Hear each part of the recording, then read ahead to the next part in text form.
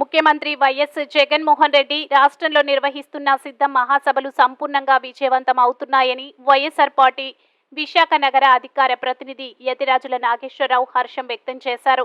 పెందుర్తి మండలం వేపగుంట సమీపంలో ఉన్న అప్పల నర్సయ్య కాలనీలో ఉన్న వైఎస్ఆర్ పార్టీ కార్యాలయంలో నాగేశ్వరరావు మాట్లాడుతూ ముఖ్యమంత్రి జగన్మోహన్ రెడ్డి చేపడుతున్న ఒకవైపు అభివృద్ధి, మరొక వైపు ప్రజా సంక్షేమ కార్యక్రమాలు చూసి ప్రజలందరూ ముఖ్యమంత్రికి బ్రహ్మరథం పడుతున్నారన్నారు. సిద్ధం సభలకు ప్రజలందరూ భారీగా తరలి రావడం శుభసూచకమన్నారు. 2024 సంవత్సరంలో రాష్ట్రంలో తిరిగి వైఎస్ఆర్ పార్టీ ప్రభుత్వం ఏర్పడుతుందని నాగేశ్వరరావు ఆశాభావం వ్యక్తం చేశారు. అన్ని వర్గాల ప్రజలు ముఖ్యమంత్రికి ఆశీర్వదించాలని ప్రజలను కోరారు.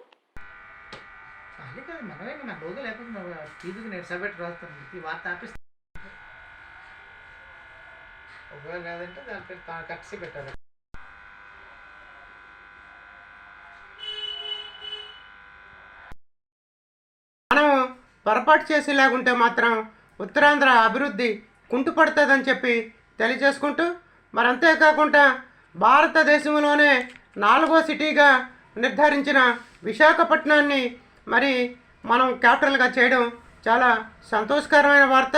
అంతేకాకుండా ఇప్పటికే పూర్తి స్థాయిగా క్యాపిటల్ వచ్చే ఉండేది. మరి నానా ఏదైతే ఉందో కోర్టులను అడ్డం పెట్టుకొని మరి తెలుగుదేశం అధినేత నారా చంద్రబాబు నాయుడు గారు చేసిన ఒక పని వల్ల ఇప్పటివరకు మనం దీన్ని పూర్తి స్థాయిలో సాధించుకోలేకపోయాం. మరి ఇప్పటికైనా సరే మనం వచ్చే ఎలక్షన్స్లో 175కి 175 స్థానాలు మరి వైఎస్ఆర్సీపీకి ఇచ్చేలాగుంటే మరి ఉత్తరాంధ్రలోనే విశాఖపట్నంలో క్యాపిటల్ రాబోతుంది.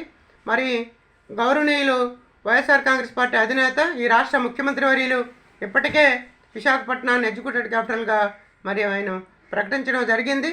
మరి ఇప్పటికే మరి ఉత్తరాంధ్ర విశాఖపట్నం ఎగ్జిక్యూటివ్ క్యాపిటల్ అవడం మరి ఇక్కడ ఉన్నవారందరికీ, ఉత్తరాంధ్రే కాదు రాష్ట్ర వ్యాప్తంగా కూడా వెనకబడిన ప్రాంతం కాబట్టి విశాఖపట్నంలో ఎగ్జిక్యూటివ్ క్యాపిటల్ రావడం అనేది చాలా సంతోషకరమైన వార్త అది.